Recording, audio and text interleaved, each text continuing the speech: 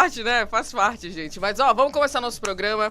Aproveitar que o Edivan Martins está falando aí de inteligência artificial e esse é um dos nossos temas hoje, nesta sexta-feira, gente. E se você quiser participar conosco, 991 14 10 50, lá na nossa transmissão no YouTube, youtube.com/JovemPanNews Natal, tá? E também pelas nossas redes sociais. Não esquece de interagir conosco no @JovemPanNews Natal e no @JPNewsNatal. Gente, na última semana, o bilionário fundador lá da Microsoft, o Bill Gates, lembram dele? Pois é, publicou aí um artigo sobre quais serão as áreas que mais devem prosperar com o avanço justamente da inteligência artificial. E aí a gente vai conversar com o Alexandre Amaral, especialista em inovação, sobre o impacto, gente, da inteligência artificial no mercado de trabalho. Eu acho que tem muita gente com medo com relação a isso, né? Gera aquela dúvida de como tudo vai ficar. Será que eu serei substituído?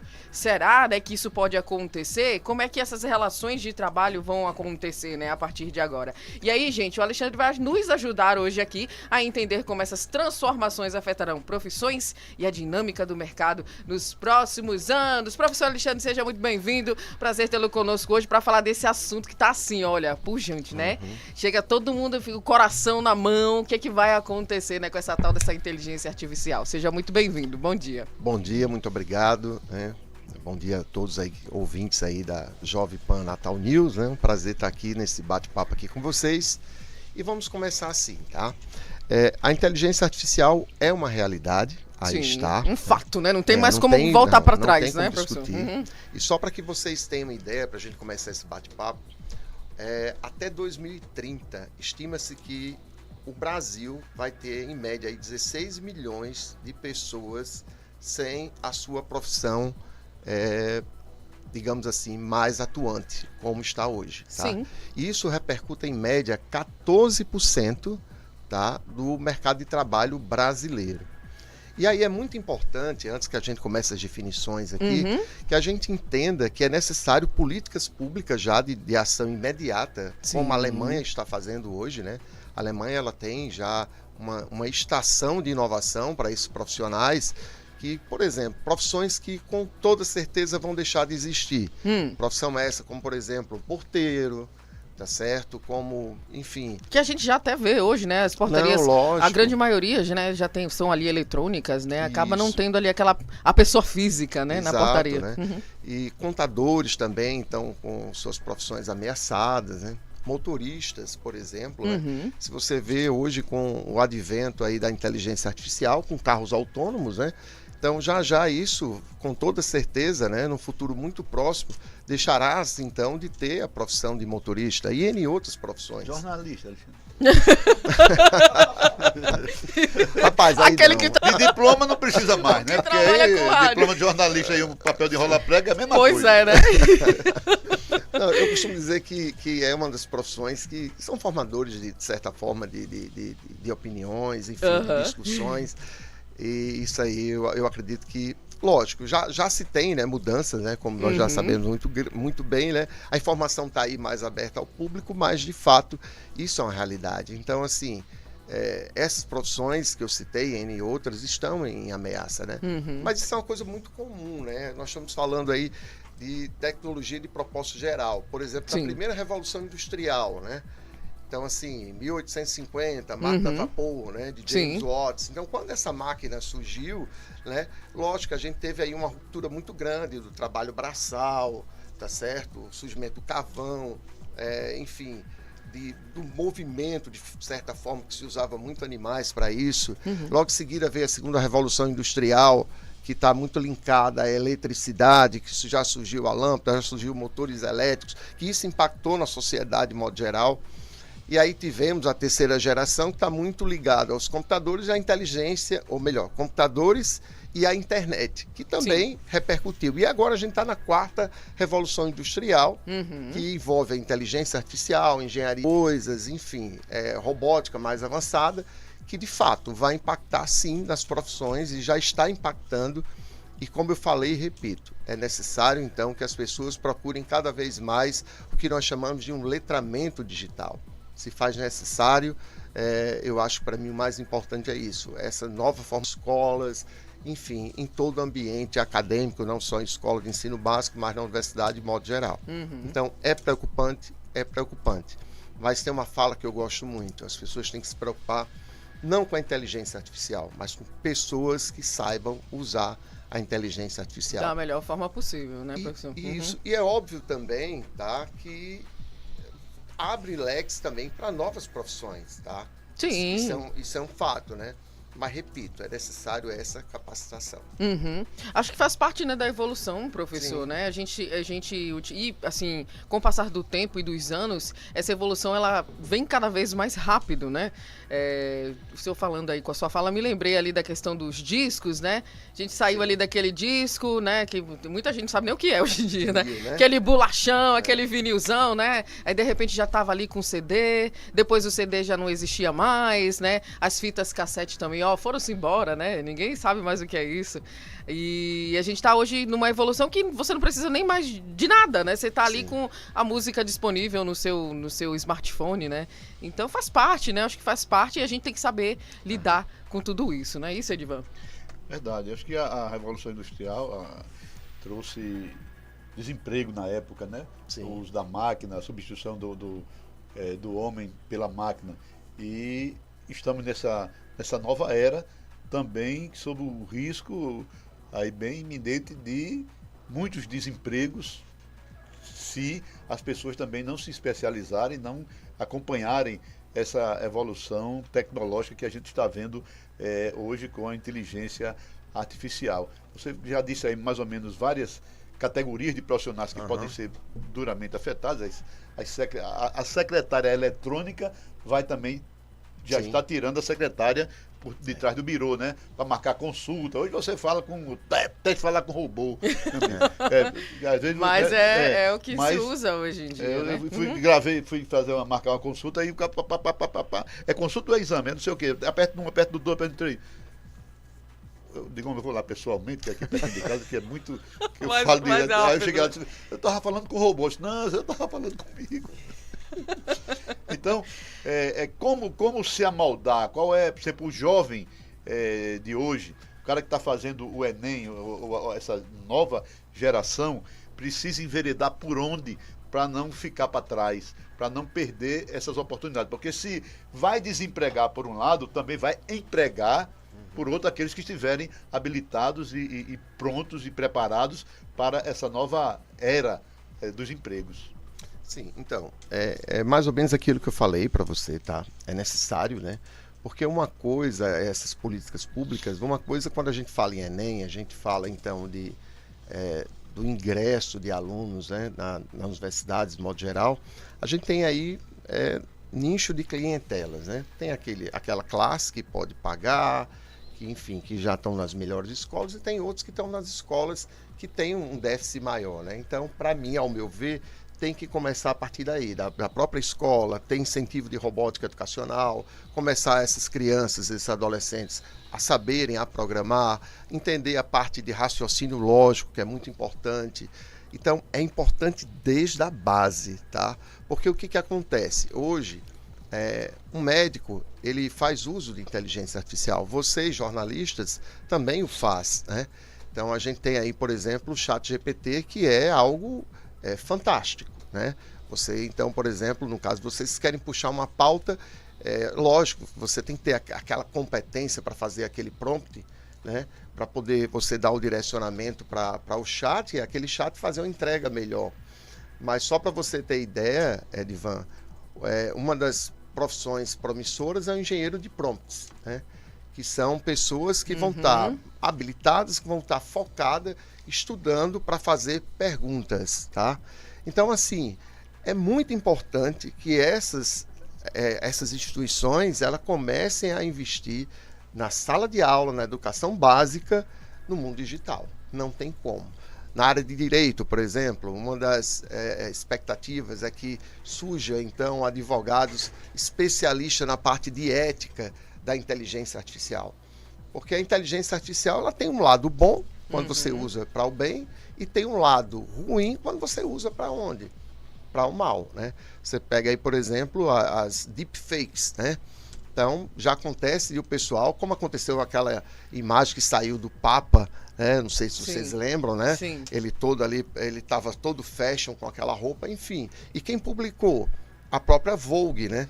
A Vogue que publicou, um jornalista tinha lançado, a Vogue pegou então aquela informação e jogou. E depois de um certo tempo, tá? Resolveu dizer, não era fake aquilo ali, enfim. Mas quem absorveu aquela informação acreditou naquela verdade. Então, voltando à ideia do deepfake, por isso, mais uma vez, eu bato na tecla educação ali em primeiro lugar. Tá? Então, hoje, você pega rosto de uma jovem, né? Vivemos uma sociedade ainda muito machista, que a partir de um rosto você pode colocar nudes. Né? E aquilo ser difundido de maneira criminosa, sim, propriamente dita. Né? Então, esses profissionais, respondendo mais uma vez sua pergunta, o que é que esses jovens precisam ter? Acesso ao mundo digital, mas não como consumidores, tá certo? Mas como pessoas que criam, tá? Que pensam. Porque hoje o que é que fala? Se quer, não, essa geração ela está muito antenada com o mundo digital. A gente tem que deixar muito claro que na íntegra eles são muito mais consumidores do que criadores. Então a gente precisa de pessoas que saibam o que é, saibam o que está fazendo e aprendendo.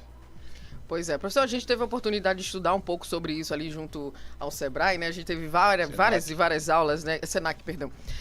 Várias aulas aí com relação à inteligência artificial, e um dos pontos realmente colocado era esse, né? Que era de suma importância. A máquina precisa da gente, né? Não é ao contrário, né? Como o senhor colocou aí, os alunos não podem só consumir, tem que ser ativo também naquilo que está fazendo, né? E eu acho que um ponto importante da gente falar também é a criatividade, né? Esse é um dos pontos também que o Bill Gates lá coloca no artigo que ele, né, distribuiu aí há pouco tempo, e ele ressaltou como essencial, né, como sendo essencial para o futuro da IA justamente essa criatividade. Qual é o papel da criatividade humana, professor, nessa evolução aí da tecnologia, que o senhor acredita? Então, quando a gente fala em criatividade, a gente entra no campo que a gente chama de soft skills, né, que são essas habilidades sociais, né, que são muito intrínsecas do ser humano, né, a capacidade de pensar, de raciocinar de maneira crítica, né? A capacidade de resolver problemas, olhando um todo, né? A subjetividade de todo o processo. Então, essas capacidades humanas, elas vão ser muito mais valorizadas com o advento da inteligência artificial. Porque, na verdade, Edivan começou esse programa falando da inteligência artificial, ela é muito inteligente. Há uma grande discussão, até no campo filosófico, na verdade, se a inteligência artificial, de fato, ela é inteligente, tá? Porque, na íntegra, quando eu falo, eu como pesquisador da área, enfim, como estudioso da área, se você perguntasse-me o que é, na verdade, inteligência artificial, eu diria para você, com propriedade, que a inteligência artificial, ela é nada mais, nada menos, tá certo? Que matemática e estatística pura e aplicada, buscando padrões a partir de dados e usando artefatos, tá certo? Para resolver problemas. Então, assim, na hora que a máquina, tá, abre aspas, está pensando, ela está trabalhando ali em estatística, está trabalhando com probabilidade. Então, ela vai te dar a melhor probabilidade para aquilo acontecer, tá? É o que acontece, por exemplo, eu falo muito do ChatGPT, tá? Porque, na minha concepção, o que acontece? A popularidade da inteligência artificial, ela ascendeu com o ChatGPT. Por que isso? Porque o ChatGPT, ele tornou algo palpável, tá certo? Para toda pessoa comum, verdade, sem ser alguém da área. Então, na hora que você começa a usar, você começa, então, a manipular algo que, abre aspas, se diz inteligente, então, aquilo se popularizou, assim, na velocidade da luz, tá? Então, o próprio ChatGPT, o que é que ele faz, tá? Então, como é que você dá, então, um prompt para ele, ele consegue montar um texto, uma música, enfim, de maneira razoavelmente bem eficaz, tá? Sim. É mais ou menos assim, quando eu chego para você e digo, acertei o... Vamos pensar, acertei o... Alvo. Tá certo? Enfim, acertei... Foi na mosca. Outro, acertei que a gente usa muito aqui. Na testa. Na testa, na lata, enfim. Na lata, então o que acontece? Então, na hora que ele começa a criar um texto, o que é que ele faz? Ele tem ali trilhões de gigabytes ali de informações, e aí ele vai procurar estatisticamente aquela palavra que melhor Que vai o combina quê? ali. Que vai se combinar. Mas um grande gargalo da inteligência artificial, por exemplo, é a ambiguidade. Ambiguidade que a gente consegue resolver bem. Então isso aí é um grande gargalo da inteligência artificial. Porque quando eu falo manga, Edivan, eu posso falar manga de quê? Camisa. Posso também falar manga de Manga de fruta. fruta.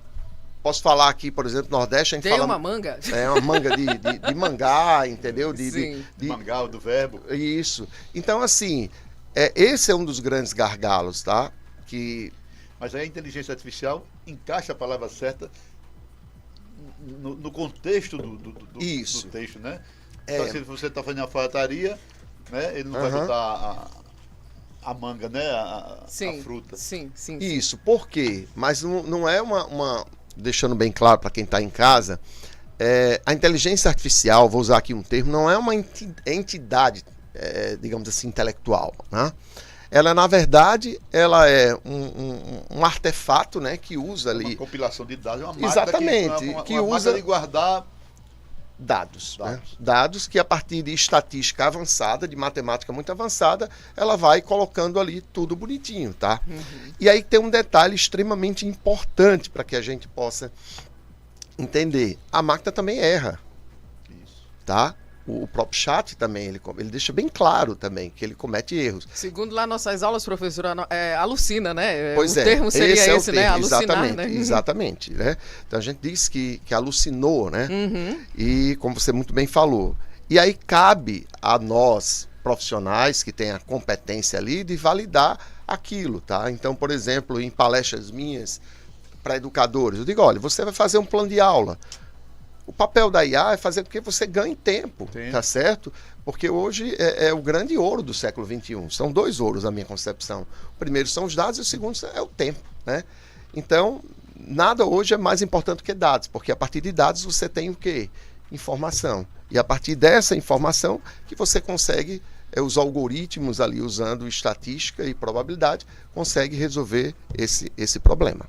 Quais são os riscos que a inteligência artificial pode provocar em termos de segurança dos seus dados? Então, na hora que você tem ali os dados, tá? E esse dado ele está numa nuvem, tá? Enfim, ele está ali embarcado, né? Sim. E na hora que você tem, a gente tem que deixar claro que por trás da IA tem alguém que forneceu, tá certo? E tem alguém que cria um algoritmo, tá certo? Que cria uma lógica de programação que pode resgatar esses seus dados, né? Por isso que hoje a gente tem a cibersegurança, né? Que é uma das áreas aí extremamente alta, tá certo? Que vai precisar muito mais ainda no futuro. Enfim, uma segurança exatamente com esses dados, tá certo? Que estão aí na nuvem, que você entrega de certa forma de maneira muito gratuita. Porque, Edivan, eu vou dar um exemplo que eu gosto muito. Você conhece a pizzaria Domino's, não conhece? Sim. Tá, vou pegar esse exemplo que eu gosto muito. Nos Estados Unidos, a Domino's ela tem um aplicativo de IA chamado de Dom. Tá? Então vamos lá. O que acontece? Eu vou traçar aqui ideias e você vai dizer para mim o time que eu torço, tá? Vamos lá. Então, isso só acontece nos Estados Unidos, que lá a gente usa, tá certo? O Dom lá nos Estados Unidos para pedir pizza. Então vamos supor que eu esteja nos Estados Unidos, tá? Aí eu pego então e faço o seguinte, ó. Dom, comece a digitar, tá? Por favor, eu gostaria de 5 pizzas. Eu quero 3 pizzas calabresas e quero 2 toscanas. E por favor, traga-me aí 10 longnettes. Perfeito? Uhum. O que ele faz automaticamente? Esse aplicativo do Dom, que tem inteligência artificial, ele vai buscar qual tipo de evento está acontecendo naquela hora. Tá? Eu vou usar aqui os times aqui do Brasil. Uhum. Vamos supor que está acontecendo o jogo do Flamengo e Vasco. Perfeito? Fla-Flu. Pronto. Fla-Flu. Você é vascaíno, né? Não, eu sou flamenguista. Tá? Mas não era para eu falar, porque aí você estragou agora que Oh, você ia meu descobrir. Deus. Mas vamos lá. Vamos continuar. Vamos supor que você não perguntou. Tá? Então tá acontecendo Flamengo e quem? E Vasco. Certo. Perfeito? Uhum. Legal. Passaram-se então 15 dias. Passaram-se 15 dias. Aí eu vou lá e peço, Dom, me manda mais 5 pizzas. Eu quero 5 pizzas, as mesmas. 3 de calabresa e 2 toscanas, com 10, 12 longnettes. Aí ele olha, o que é que está acontecendo? Está passando ali Flamengo e Corinthians, por exemplo. Automaticamente ele conclui. Qual é o meu time que eu torço? Flamengo. Flamengo. Então aquilo ali é um dado para ele. Ele já tem ali, ele já conhece o time que eu gosto, a partir do time ele já conhece pizza que você gosta. a pizza que eu gosto, o meu perfil. Aí sabe o que é mais interessante? Sim. Passado então mais, sei lá, 30 dias ou 2 meses, eu não liguei mais. Aí ele vai e manda mensagem para mim. Oi, Alexandre Amaral.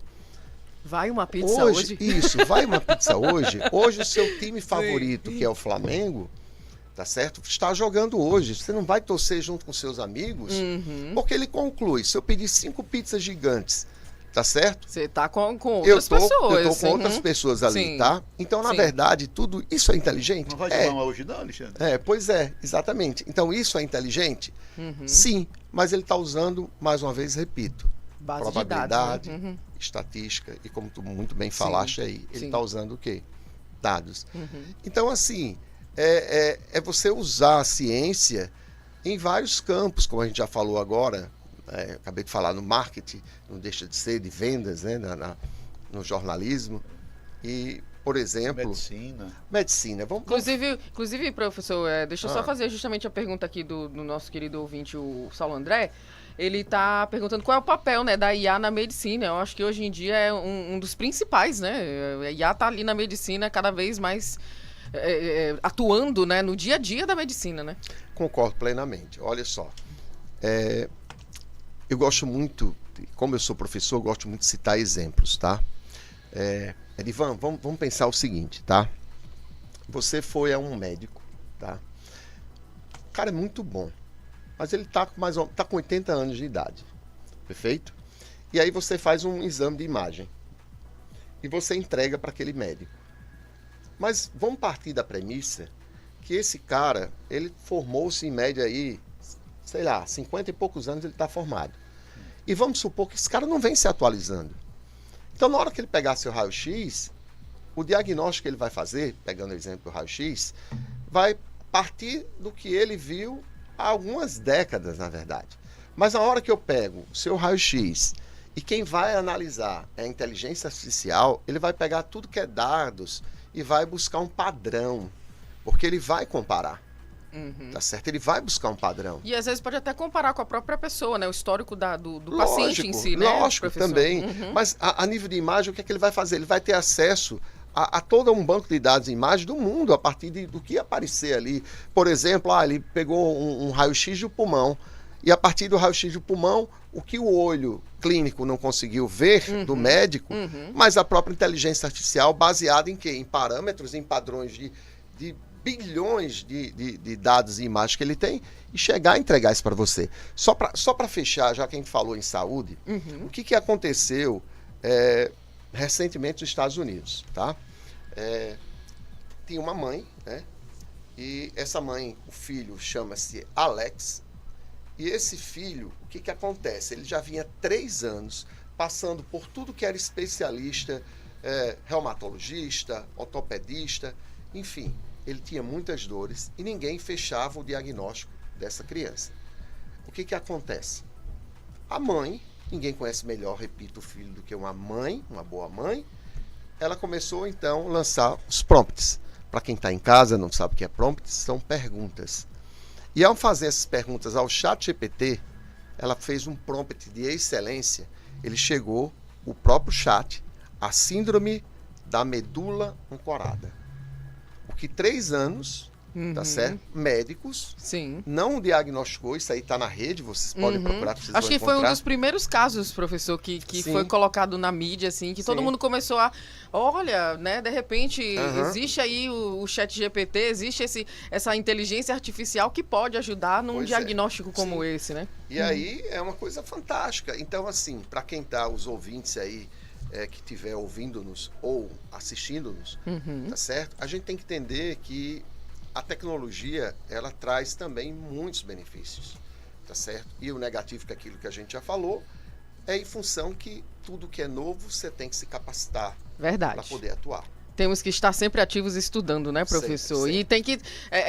não é questão da IA nos dominar, mas pelo contrário, né? A gente que tem que dominar ali a ferramenta para utilizá-la da melhor maneira possível. Acho que o nosso assunto aqui podia render horas e horas de conversa. Com certeza.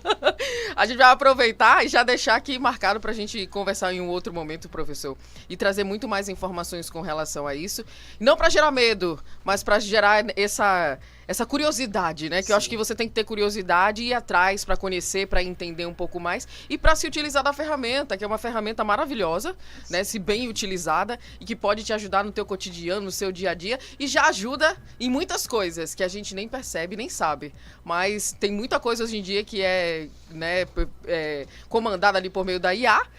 E a gente nem sabe que está utilizando, sim, né, no nosso dia a dia, não é isso, professor? Quero agradecê-lo, muito obrigada por todas as informações e fica aí essa dica, né, para todo mundo entender um pouco mais e conhecer um pouco mais da IA. Junto aqui também a professora Alexandrinha Amaral, especialista, né, nessa área aí, está cada vez mais estudando e trazendo conhecimento para a gente. Muito obrigada, viu, professor? Prazer tê-lo conosco. Eu que agradeço a oportunidade, a gente está sempre trazendo informação, está sempre fazendo com que o público de casa consiga entender melhor o mundo atual. Muito grato. Pois é, o mundo... Descobri o time de Fernando antes da inteligência artificial, da GPT. Viu? Vi. Você foi só, né? Comendo pelas beiradas pra saber. Antes do IA, já... É, isso aí. Muito bem. A gente conhece pela cara. Mais uma vez, professor Alexandre, muito obrigada, viu? Olha, gente, 10 horas e 38 minutinhos, vamos trazer dica?